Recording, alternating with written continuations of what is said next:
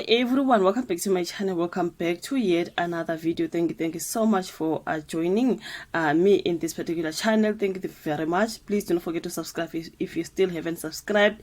Please do so, like the video, share the video as well. And yeah, I mean, you guys, let us talk about Imeta Kababudeni Jordan, something like that. I've seen his stories around.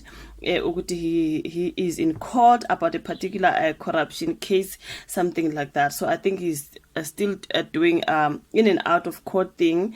It's him and he's co-accused, something like that. I think there's two men there that he's accused with. So Ubabudeni Jordan, I think he's a former SAFA CEO, something like that, or SAFA president. You know, like I don't follow those things a lot, but yeah, man, I've seen his matter. He's going in court on corruption charges now. They were back in court, and then the state demands Udeni Jordan's new lawyer to recuse himself. I think he's got a lawyer. I do not know the state prosecutor in the matter against the SAFA president, not the CEO. Like I said, there was a SAFA president. Udeni Jordan has brought forward an application in court for his new lawyer, Unomen Arendse, to recuse himself. The state alleges that Arendse is an employee of SAFA.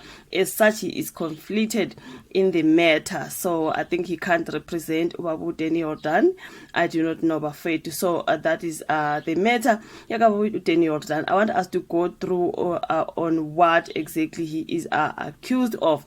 So now Udeni Jordan and his co-accused chief financial officer at SAFA, Ukhroni Hluyo, and Trevor Neethling of Grid Communication are facing charges of theft and fraud of 1.3 million rands. It is alleged that Jordan used the SAFA resources to hire a private security company for his personal protection.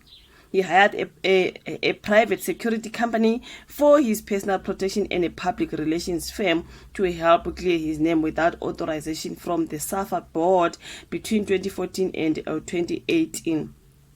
Now, the trial is out on an extended bail of 20,000 rands. As part of their bail conditions, they are not to have any contact with the 19 witnesses, with some being former SAFA officials. Those particular witnesses, 19 of them, they are being SAFA officials. So he is not to communicate with any of them, something like that, you guys. So not to have any contact with those witnesses. Advocate James Ndebele, who is representing accused 2 and 4, said his clients were used as scapegoats in the fight between Jordan and former members of the association. My clients rendered the services that they were contracted to deliver, and it is not true that he was hired to clear his public image. We have finished the state with evidence, and they had until November 16th to consider it, said Ndebele. Meanwhile, the former Speaker of the Parliament, Unosiphiwe Mapisa-Nqakula, was back in Pretoria High Court, where she is facing charges of money laundering. We do remember that case, Mapisa-Nqakula.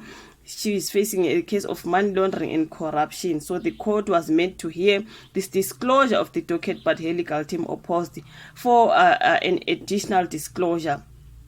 Now, Udeni Jordan bafethu kuthiwa his lawyer, the state prosecutor in the matter, Udeni Jordan, who is the SAFA president, has brought forward an application in court for his new lawyer, Unomen Arendse, to recuse himself. Arendse is said, the state alleges that Arendse is an employee of SAFA. As such, he is conflicted in the matter. Arendse argued then that the state prosecutor was attempting to embarrass him before the court, and the court had addressed the matter with him before the sitting.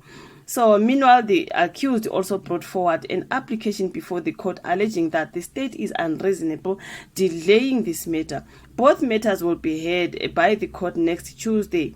So, the National Prosecuting Authority regional spokesperson Uphinda Mjolondwane confirmed that the state brought forward an application alleging that Udeni Jordan's lawyer is an employee of SAFA. As such, him representing Udeni Jordan is a conflict of interest.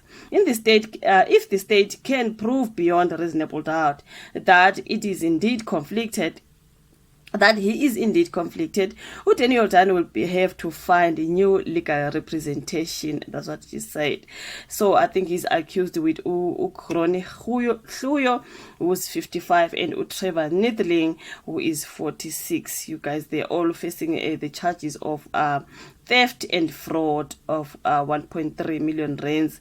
So now they are not going to allow him to be represented by this particular lawyer. So it's this is the matter about Danny Jordaan. I've seen his matter going around. Danny Jordaan and his co-accused Gronie Hluyo. Do I say Gronie though? Gronie and Trevor Neethling, they were begging court as they stand there. Yeah, man. So we will then listen to whatever happens. He finds a new lawyer or whatever happens, they still keep that particular one. But he can't represent him since he is also a SAFA employee. There is a lot there, Buffett. But anyways, an update will come. Thank you so much for watching this particular one video. Let us not be long. Please like the video, subscribe to it, share, and then we meet again on my next one. Bye.